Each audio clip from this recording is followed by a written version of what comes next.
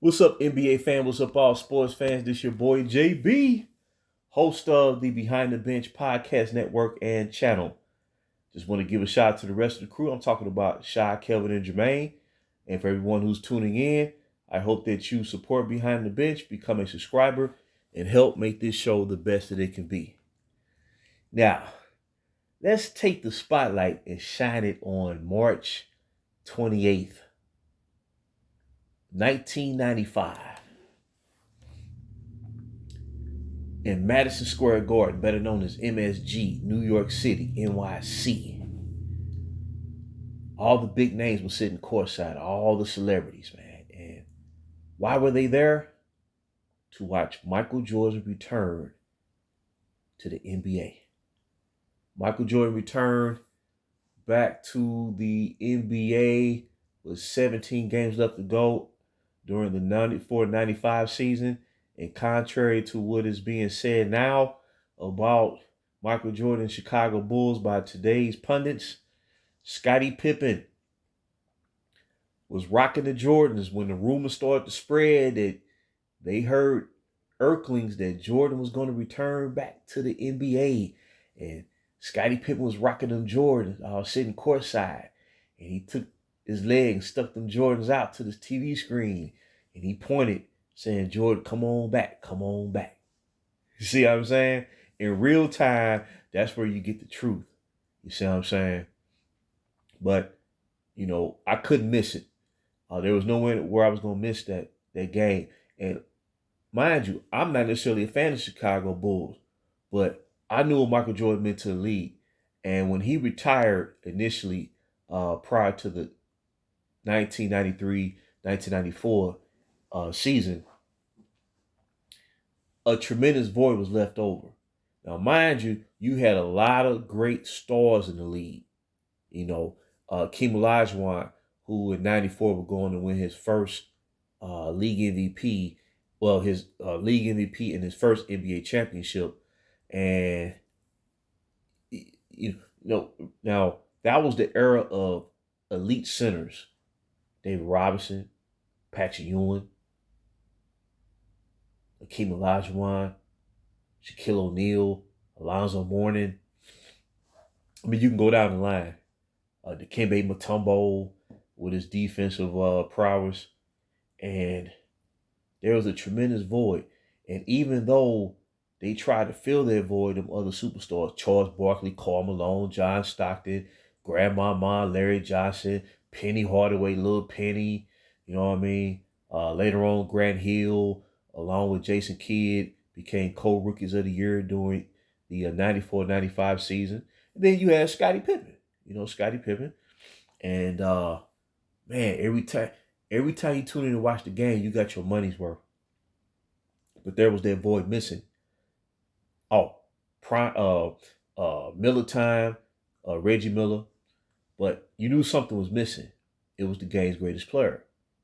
And if you're a competitor, you want to measure yourself against the best. But at the same time, when Jordan retired in '93, the league was relieved because they felt they had a chance to win. That's why immediately the New York Knicks were favored to win the championship in 1994, and they fell short in 7 games versus the Houston Rockets in a classic battle between Hakeem Olajuwon and Patrick Ewing, right? So you didn't really know if Jordan was going to come back. But if you was a purist and you wanted to see the greatest competition, you was hoping, man, I hope Jordan come on back, man. You know what I'm saying? So when he came back and made his debut versus the Indiana Pacers, he shot like 7 for 28. You could tell he was rusty. He was nervous too. You know what I'm saying? He hadn't played professional basketball in 18 months. And the reason that it was possible for him to return back is because, as he was pursuing a career in baseball in the majors, the major leagues, they went on strike that year. Otherwise, according to his manager, Terry Francona, who will go on to manage the Boston Celtics, not the Boston Celtics, but the Boston Red Sox, who he led to multiple World Series championships years later, he said Michael Jordan would have made professional baseball. And I believe it. But nonetheless, I'm going to take it as fate that it was meant for him to return back to the pros. So prior to this game in MSG, the Bulls played the Atlanta Hawks, where Jordan hit a game winner, a buzzer beater, over Steve Smith, who was one of the top 2 guards in the league during that time.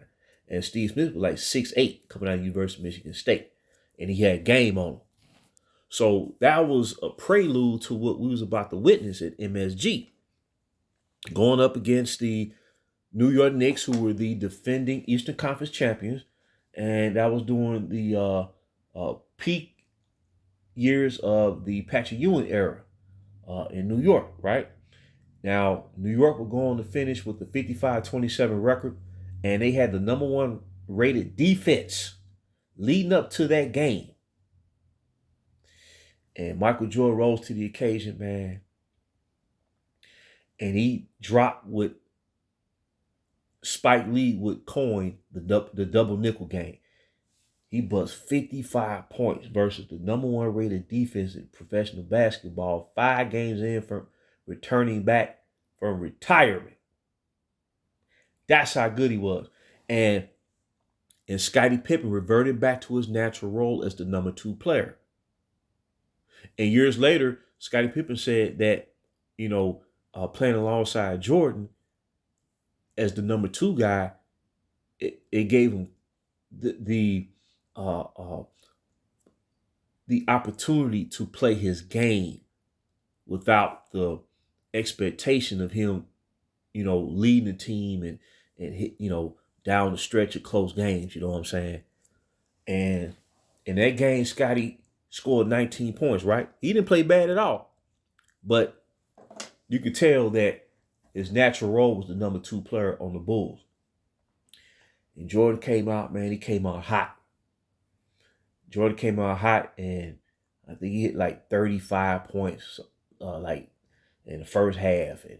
And he finished up with 55 points and made the game-winning play when they converged on Jordan double team.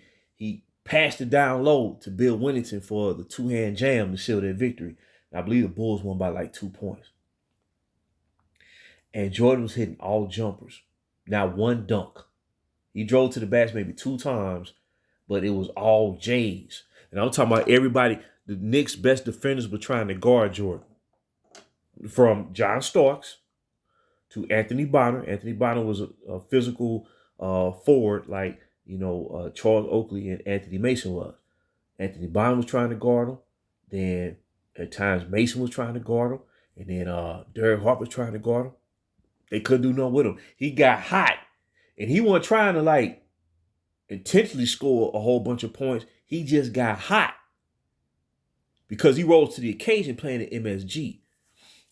And he pulled out that victory for the Bulls.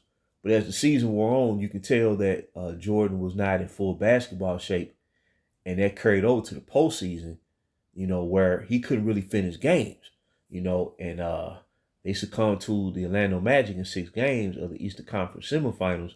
And there were questions as to whether Jordan could return back to form, prior to his first retirement. And then with a full off season and, returning back for the 95-96 campaign, he led the Bulls on a historic run of winning 72 games and culminated with his and the Bulls' 4th championship. And he reclaimed his throne as the game's best player. But I believe the springboard was the double nickel game. And like I said, he was hitting 3-point shots, long range shots, with where his shots were heavily contested by, whoever was trying to guard him. But it didn't matter, and that was a magical moment, man. Some games you just don't forget. And it was a privilege to watch Jordan on that night. And again, that was at MSG, Madison Square Garden. All the big names were there courtside. It was just a great moment for the NBA.